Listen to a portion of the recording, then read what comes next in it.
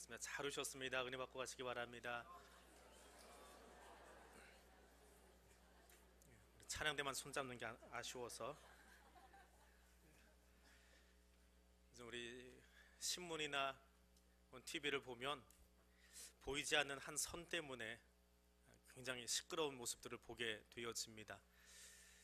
밧줄이라도 거기다 하나 미리 쳐놨으면 그렇게 싸우면 안 날 텐데 밧줄도 안 쳐놓고 바다에다가 무슨 선 하나 쑥 그어놓고는 싸우고 있으니까 그걸 가지고 대화를 했느니 안 했느니 따라가 본 사람만 알 텐데 이야기하신 분도 안 계시고 굉장히 좀 시끄러운 것을 볼 수 있습니다. 오늘 성경에 나오는 호세아라고 하는 사람, 이 사람도 잘 보이지 않는 사람입니다. 호세아서라고 하는 아주 유명한 예언서를 써놓긴 했지만 우리가 호세아를 아는 것은 정말 조족지열, 세 발의 피처럼 아주 조그마한 부분만 알고 있을 뿐입니다. 그 사람은 부엘리의 아들이다 하는 것 외에는 성경에 알려진 것이 없습니다. 성경 전체에 호세아는 4명이 등장을 하는데 그 4명 중에 누가 이 예언서를 쓴 사람이냐 그건 아무도 모릅니다. 정말 비밀에 쌓인 사람, 이게 호세아라고 하는 사람입니다.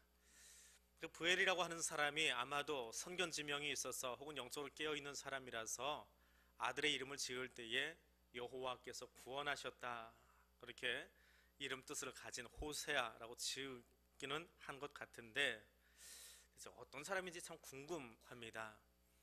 여로보암 2세 때 남쪽에서는 우시아에서 히스기야에 이르는 주전 755년에서 725년경에 활동을 했던 그런 예언자입니다. 그 당시에 이스라엘의 주변 정세는 대단한 혼란기였습니다. 이스라엘의 동쪽으로는 아수르라고 하는 나라가 있는데 제국이지요. 거기에 디글랏 빌레셀 3세가 왕이 돼가지고 이제 힘을 비축하는 시기이고, 북쪽으로는 우리누트라고 하는 히타이트족에 속하는 나라가 있는데 여기는 힘이 약화돼 버렸고, 그러니까 주변 강대국들이 자기 안방 정치하려고 정신이 없었던 때입니다. 우리로 치면 중국하고 일본이 자기 안방 정치하고 있을 때인데 그러면 우리나라 뭐 하고 있어야 되나요? 이때 이스라엘이 그래서 예전에 그런 일이 없었을 정도로 그렇게 나라가 부강해지고 풍요롭고 안정적이던 때, 주변 강대국들의 위협이 없던 때, 그때 하나님을 향해 찾아 나가야 되는데 윤리적으로 도덕적으로 황폐해지는 기초를 쌓고 있었습니다. 눈에 보이는 것은 아닙니다. 눈에 보이는 겉모양은 여로보암 2세, 우시야, 히스기야, 아주 강력한 왕권을 구사하는 이스라엘 전대 미문의 왕들이 나타났습니다. 그런데 속병이 시작되고 있었어요. 눈에 보이지 않는 병이 시작되고 있었습니다. 근데 그 병을 지적한 사람이 호세아라고 하는 사람입니다.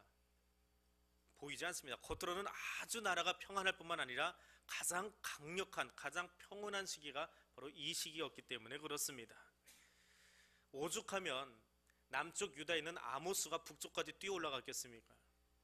중국이 조용하고 일본이 조용하니까 나라가 평안해지는데 윤리적 도덕적으로 가진 사람들의 도덕적 회의감이 바닥을 치고 있습니다. 겉으로는 아무 티가 나지 않습니다. 근데 그것이 문제다라고 하는 거예요. 그래서 포항에서 일하던 어떤 사람 하나가 갑자기 하나님의 영에 취해가지고 어떻게 뛰어올라가지 평양까지 뛰어올라가서 김정은한테 이야기하는 겁니다. 너 그딴 식으로 살면 하나님이 가만 안 놔둔단다. 정신 차려라. 이게 이 당시의 일입니다. 그런데 그런 예언자들의 그 미래를 내다보고 또 그렇게 영적으로 깨어서 기도하던 그 사람들의 이야기를 듣지 않음으로 말미암아서 후에 디글랏 빌레셀 3세가 힘을 갖추고 이스라엘을 공격하고 남유다는 속국 비슷하게 조공바치는 신세로 전락해버리더라 라고 하는 것입니다. 그때에 활동한 사람이 호세아입니다. 겉으로 보기에는 너무나 완벽한 나라, 겉으로 보기에는 참 괜찮은 집안, 괜찮은 예배, 참 괜찮아 보입니다. 그러나 속은 이미 썩어가기 시작하고 있던, 영적인 피폐기가 시작되고 있던 바로 그 시대의 이야기입니다. 근데 이 호세아가 누구를 향해서 예언하느냐? 예후 집안을 향해서 이야기합니다. 예후의 가문을 향해서 이야기합니다. 네, 여러분, 예후의 가문이 어떤 가문입니까? 60년 동안 그 나라를 통치하고 있던 그런 가문입니다. 우리나라 역사 속에 안동김 씨라고 있지요. 그분도 폄하하는 건 아닙니다. 이상하게 듣지 마십시오. 그 가문이 세도 정치하고 있을 때에 누가 그 가문에게 가서 당신네 그렇게 살면 망합니다, 누가 얘기할 수 있습니까? 그거는 중신 중에 하나예요. 이건 왕입니다. 왕이 정치 가문을 이루고 그 나라를 통치하고 있을 때 이야기입니다. 누가 그에게 가서 이야기하겠습니까? 더군다나 여로보암 2세면 최고의 권력을 구가하던 때입니다. 최고로 안정적이던 때예요. 군사력이 가장 잘 갖추어져 있을 때입니다. 그런데 호세아가 가서 이야기합니다. 그렇게 살지 마세요. 그거 아닙니다. 하나님이 그렇게 말씀하십니다. 근데 그 예언을 하는데 이사야나 예레미야처럼 그냥 입만 이야기하게 하시지 그의 삶을 흔들어 버립니다. 어떤 삶이요? 결혼이라고 하는 그의 삶을 뒤에 흔들어 버립니다. 결혼이라고 하는 것은 하나님이 창조 때에 우리에게 만들어주신 가장 기본적인, 인간 생활에서 가장 기본적인 기초지요. 그걸 흔들어 버리는 거예요. 왜요? 이스라엘 민족의 영적 기초가 흔들리고 있다라고 하는 것을 보여주기 위해서 호세아 선지자의 가정을 파탄나게 만들어 버리시는 거예요. 그래서 그 가정을 상징적으로 보여주시면서 이야기합니다. 그 자신도, 호세아 자신도 그 이야기를 하기가 얼마나 힘이 들겠습니까? 내 가정이 온전하지 못해요. 내 아내가 바람났어요. 밖으로 나가둡니다. 다른 남자들과 잠을 자고 있습니다. 그 모습을 가지고 가장 강력한 왕권을 구사하는 여로보암에게 가서 당신 그렇게 살지 말랍니다. 그럼 왕이 뭐라고 할까요? 너나 잘해라. 지 마누라 간수도 못하면서 와가지고 나라를 가지고 나는 지금 얼마나 잘 다스리고 있는데, 말이 안 되는 예언이잖아요. 말이 안 되는 선포지 않습니까? 오늘 어쩌면 대한민국의 국민소득 2만 불을 바라보고 있는 이 풍요로운 시대에 그렇게 살지 마세요 라고 누가 이야기한다면 다 복받은 것 같은데, 예전에 그 삶을 다 뒤로 하고 이제는 평온한 삶을 살아가고 있는 것 같은데, 그거 아닙니다, 그렇게 살지 마십시오 라고 이야기한다면 그게 여러분 귓전에 어떻게 들리시겠습니까? 그것과 똑같은 위치가 호세아 때의 이야기입니다. 호세아의 이야기는 우리가 노래로도 부르지요. CCM에 그 아내의 이름을 모르는 사람이 없을 정도로 부르고 있습니다. 음탕한 저 고멜과 같이. 수천 년이 지나도 호세아의 아내는 음탕한 여인이에요. 깨어진 가정이에요. 아내만 깨어졌습니까? 아이를 낳는데 아이의 이름이 무엇입니까? 이스르엘이에요. 이스라엘이라고 하는 자랑스러운 그 이름 속에 점 하나를 똑 떼어버리면, 히브리에서 점 하나를 똑 떼어버리면, 마침표 같은 점입니다. 똑 떼면 이스라엘이 되어버립니다. 발음이. 하나님과 겨루어 이겼다라고 하는 자부심이 있는 민족인데, 선지자가 아들을 낳고 나서 점을 하나 똑 떼어버린 이름을 불렀습니다. 여호와께서 흩어버리신댄다. 너는 모아놓지 않고 다 흩어버리시겠대. 이게 말이 됩니까? 둘째는 누굴 낳습니까? 딸을 낳는데 딸의 이름이 무엇입니까? 로루하마예요. 로라고 하는 말은 영어로 노라고 하는 말이에요. 아니다, 뒤에는 루하마, 이건 긍휼히 여긴다라고 하는 말인데, 여인들이 아이를 가지면 태중에 있는 아이를 바라보면서 태교하고 그를 보듬어주고 그를 위해서 내 몸을 아끼잖아요. 이건 여인의 본성이에요. 그게 루하마의 마음이에요. 이게 긍휼히 여긴다라고 하는 마음인데, 아버지가 딸을 낳아놓고는 그 딸한테 이야기합니다. 너는 로루하마야. 여잔데 딸아이인데 딸아이한테 너는 근본이 없는 아이야. 너는 긍휼히 여기지 못할 아이야 라고 이야기해버립니다. 그렇게 그 아이의 이름을 불러야 되는 아비의 마음이 어떨까요? 막내 아들을 낳았습니다. 아들의 이름이 로암미입니다. 암미는 백성이라는 뜻입니다. 그럼 남자들이 살아가면서 남자로 태어나서 이 땅에서 제일 하고 싶은 일이 뭐예요? 그럼 TV에서 제일 유행하는 게 뭐 진짜 사나이라고 하는 드라마가 있는데, 그 무슨 예능 프로가 있는데요. 진짜 사나이는 어떤 사나이예요? 군대 가서 격리 잘하고 힘 있는 사람인가요? 남자가 되면 가정을 이루고 아이를 낳고 가문을 만들고 싶은 욕심이 있어요. 그게 더 커지면 한 민족을 이루고 싶어요. 그게 남자의 욕심이에요. 버릴 수 없는 욕심 가운데 하나입니다. 그런데 아들을 낳는데 그 아들에게 너는 백성이 아니야. 이건 남자의 존재감을 흔들어 버리는 이야기예요. 그런데 호세아의 가정이 그렇다고요. 왜요? 이스라엘 민족에게 이야기하기 위해서 이 민족의 기초가 지금 흔들리고 있어 라고 하는 것을 말하기 위해서 하나님이 그 가정을 파탄내 버리신 거예요. 물론 호세아 1장 2장으로 넘어가면 이스라엘이 이스라엘로, 루하마가 루하마로, 로암미가 암미로 이름을 바꾸어 놓습니다. 그런데 우리는 딱 여기까지만 알아요. 여기까지가 호세아의 이야기인 줄 압니다. 근데 그것은 호세아 전체 이야기의 10분의 1밖에 되지 않습니다.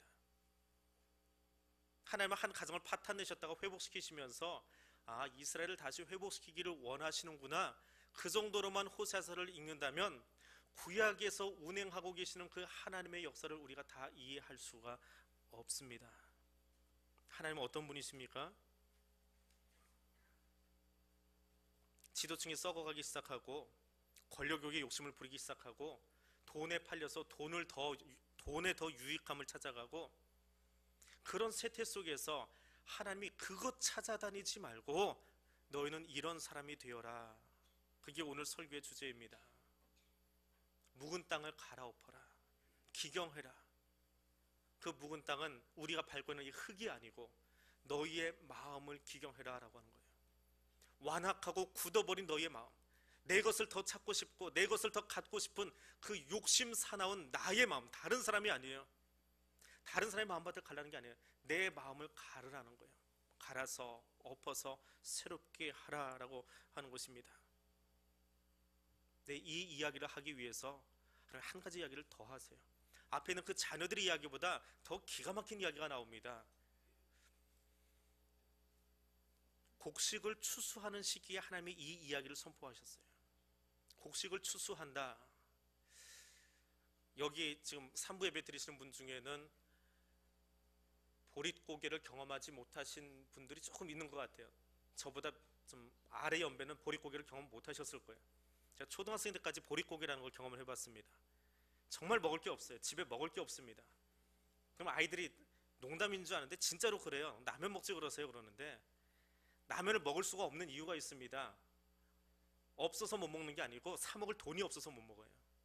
그게 보릿고개잖아요. 쌀이 떨어진 게 보릿고개가 아니고 그걸 살 수 있는 돈마저도 떨어져 버리는 겁니다. 경제적인 것이 겨울을 지나면서 다 바닥이 나버리는 거예요.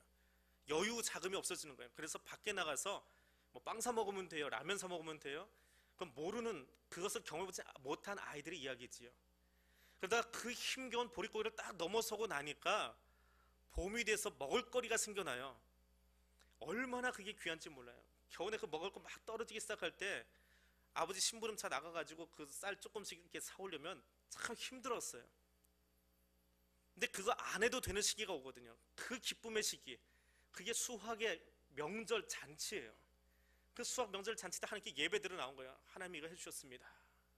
그런데 백성들이 성전에 나와서 하나님 이것을 수확하게 해주셔서 감사합니다, 손을 들고 예배를 드립니다. 여러분처럼 예배 드리고 있는 거예요. 하나님 감사합니다. 여호와는 나의 목자시니 내게 부족함이 없간디. 그런데 속으로는 뭐라고 하는지 아세요?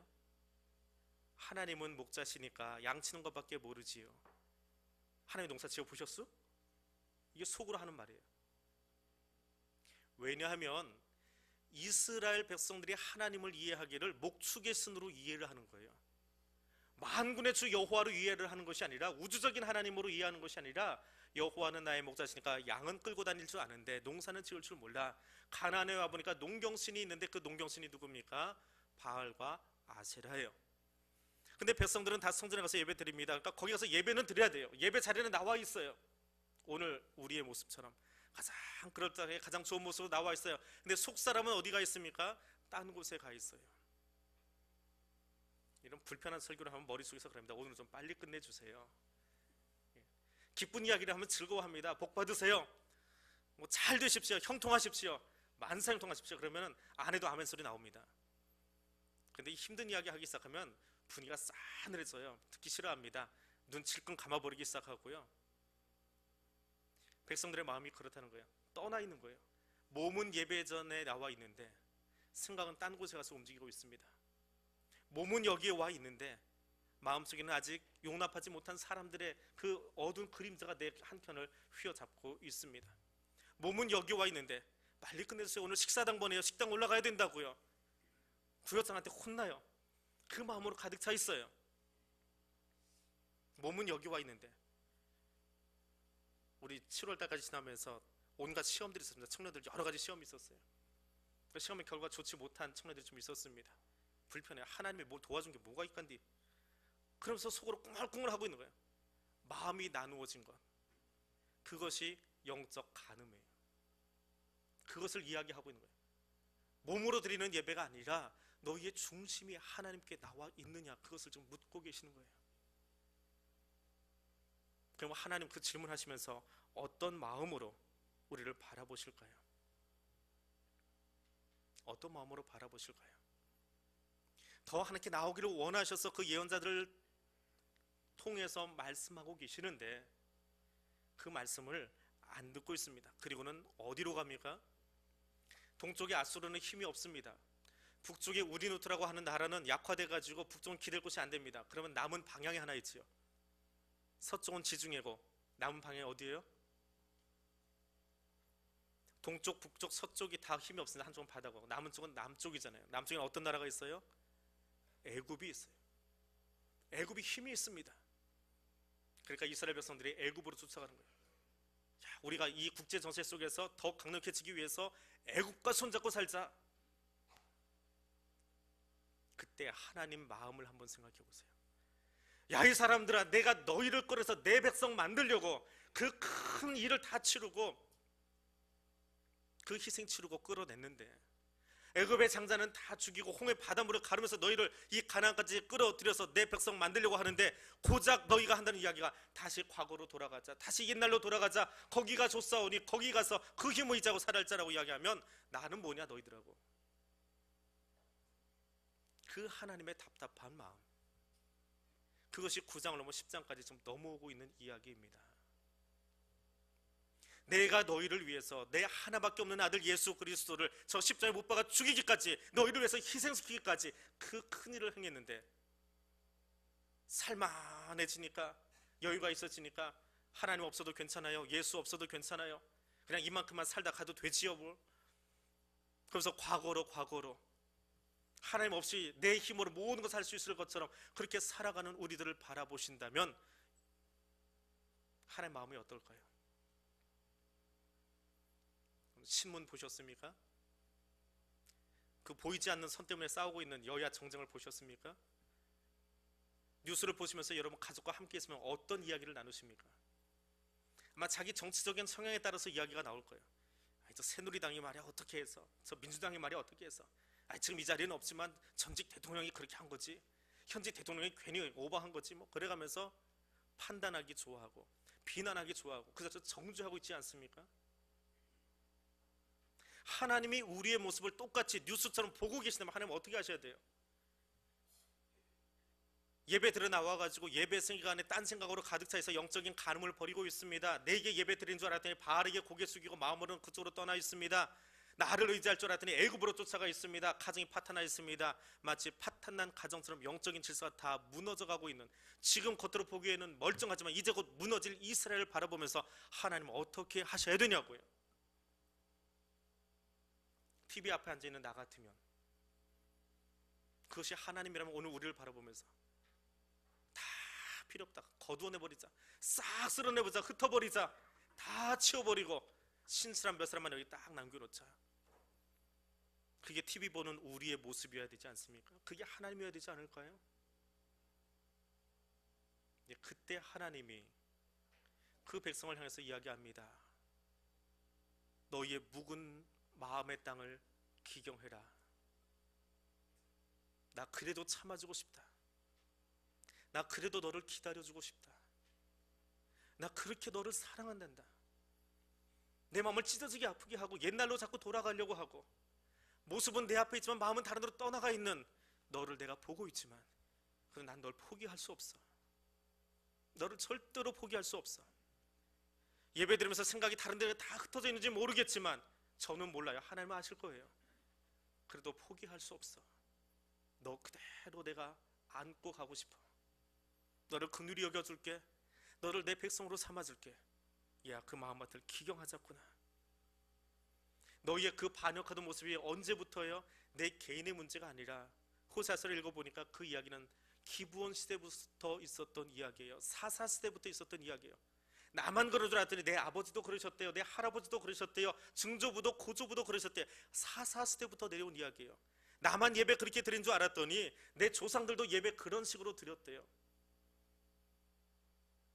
근데 하나님이 대대로 이어져온 우리 가문의 그 좋지 못한 모습들, 아버지와 똑같은 아들의 모습, 어머니와 똑같은 딸의 모습을 가지고 있지만, 그래서 사람들은 싫어하지만 나는 그래도 너를 용납하고 싶어. 나는 그래도 너를 끌어안고 싶어. 그러니까 한 가지만 부탁하자. 내 마음을 기경해라. 그 묵은 땅을 좀 갈아엎어라. 하나님이 갈아엎는 게 아니에요. 나보고 하래요. 완악한 나의 마음을, 굳어버린 나의 마음을 갈아엎으래요. 다 부수어서 말씀을 받는 데 방해되는 모든 것들, 잡초들, 돌멩이들, 자갈들 다 끌어내서 버리랍니다. 심판하겠다 말씀하지 않으셨습니다. 사랑을 고백하는 거예요. 그 파탄나버린 그 가정, 파탄나버린 부부와 같은 그 이스라엘을 향해서, 오늘 저와 여러분을 향해서 나 포기 안 할 거야. 그래도 포기 안 할 거야. 절대로 포기할 수 없어. 너 끝까지 갈 거야. 나 너하고 계약했잖아. 그게 하나님 마음이에요. 오늘 이 시대가 어떤 시대입니까? 오늘 나의 모습은 어떻습니까? 영적인 암흑기에 빠져 있지 않습니까? 겉으로 보기에는 괜찮아 보이지만 이 땅에 있는 모든 교회들이 세상으로부터 얼마나 지탄을 받고 있습니까? 어쩌면 그들이 더 정확한 것 아닐까요? 겉으로는 괜찮은 것 같아 보이지만 속으로는 이미 병들어가고 있는 이 땅의 교회들을 혹시 보고 있지 않습니까? 하나님이 언젠가는 그 교회에 가라지와 이삭들을 구분하실 날이 올 겁니다. 그러나 지금은 하나님이 그것을 구분하는 것이 아니라 기경하자, 갈아엎자. 너희가 갈아엎기만 하면 내가 공의의 피를 너희의 마음밭에 뿌려주겠다. 그리고 성령의 열매를 거두어라. 그 영의 열매를 새롭게 거두어라. 그리고 나와 함께 끝까지 가자. 내가 가장 좋아하는 나라를 내가 너희의 땅에, 너희의 마음에 심기를 원한다라고 하나님 요청하고 계십니다. 1920년에 아르메니아라고 하는 러시아 옆에 있는 조그마한 나라가 있습니다. 이 나라가 구소련의 침공을 받아서 유린을 당해버렸습니다. 공산주의를 가지고 있는 나라가 와서 아르메니아를 공격해버리니까 제일 피해를 입는 사람이 누굽니까? 그리스도인들이에요. 공적 장소에서 선교를 할 수 없는, 전도할 수 없는 상황이 벌어졌습니다. 전도하겠다라고 하는 상황을 만들어주지는 않습니다. 그때에 네리먼이라고 하는 아주 신실한 그리스도인이 하나 있었습니다. 네리먼 남작이라고 하는, 자기가 남작인데 이 사람이 예수를 전하다가 감옥에 갇힌 거예요. 그때 이 사람이 감옥에 갇혀서도 옆에 있는 사람들에게 예수를 전하기 시작합니다. 그랬더니 그 감옥을 책임지고 있는 간수가 그 상을 보고는 참 어이가 없는 겁니다. 그래서 그 남작에게 그렇게 이야기했습니다. 여보시오, 당신이 믿는 그 하나님 얼마나 무력하면 당신을 여기다 가둬놔버리고 꺼내주지도 못하고 있습니까? 성경에 써있다며 지진나에서 흔들어가지고 차고 풀고 끌어내는 게 하나님이시라며. 그 하나님 뭐하고 계십니까? 그때 네리먼이 그 간수에게 그렇게 이야기합니다. 간수 양반, 내가 이 감옥 안에 있는 사람들에게 말씀 전하겠다고 아르메니아 정부에다가 요청을 하면 그들이 허락하겠습니까? 말도 안 되는 소리지요. 어떻게 허락을 합니까? 거 봐요. 근데 나는 지금 여기서 아주 편안하게 이들에게 복음 전하고 있습니다. 그리고 아르메니아 정부는 나를 위해서 침대를 제공하고 먹을 것을 제공하고 있지 않습니까? 사방으로 우겨싼 것 같지만, 사방으로 안 될 상황들이 더 많이 벌어져 있는 것 같지만 하나님은 그 가운데서도 분명히 일하고 계십니다. 우리의 마음을 하나님께로만 모아놓고 있는 그 사람을 통해서 하나님이 일하고 계십니다. 하나님은 우리가 두 손을 다 놓고 일할 수 없다고 여겨지던 그때에 우리가 포기할 수밖에 없는 그 상황 가운데 하나님 일하십니다. 하나님의 때에 일하시는 방법이 우리가 기경하는 것입니다. 폭력이나 혹은 혁명을 일으키자는 것 아닙니다. 우리의 마음밭에 내가 혁명을 일으키는 거예요. 내가 갈아엎는 거예요. 그럼 하나님이 그 안에서 일하십니다. 우리의 묵혀진 땅들을, 버려진 땅들을 갈아엎기를 원합니다. 말씀 듣는 것을 방해하는 모든 것들을, 자갈들을, 잡초들을 뽑아낼 수 있기를 원합니다. 결코 쉽지 않습니다. 그러나 그 일을 하고 나면 하나님이 거기에 공의 비를 내려주시겠다고 오늘 호세아를 통해서 약속해 주셨습니다. 그리고 그 비를 받을 때에 그곳에 새로운 생명의 씨앗이 나고 그것이 하나님이 원하시는 하나님의 나라를 만들고 하나님의 백성을 이루어가는 그 큰일을 오늘도 다시 시작하실 겁니다. 이것이 하나님이 그 백성을 사랑한다라고 표현하는 그 사랑의 표현입니다. 어디서 나는지 알지 못하는 부엘의 아들 호세아를 통해서 이스라엘 백성들에게, 그리고 오늘 국민소득 2만 불을 가지고 그러나 영적으로는 참으로 답답한 시대를 살아가고 있는 이 세대의 사람들에게 하나님이 주시는 메시지입니다. 이르면은 이 기경하라는 말을 너희는 마음에 할 일을 행하라는 말로 풀어서 이야기해주고 있습니다. 여러분이 기경해야 될 땅이 보이십니까? 여러분 집 앞에 있는 텃밭을 기경하라고 말씀하지 않으십니다. 딱딱하고 답답해진 여러분의 가족이나 혹은 여러분 이웃 사람을 기경하라고 말하지 않습니다. 기경해야 될 것은 지금 내 마음밭입니다.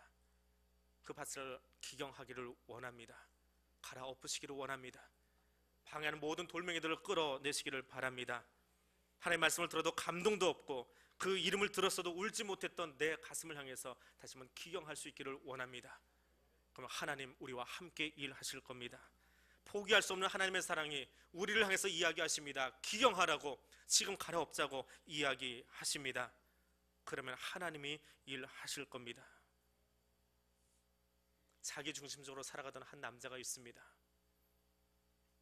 하루 이틀 그렇게 산 것이 아닙니다. 130년을 그렇게 살았답니다.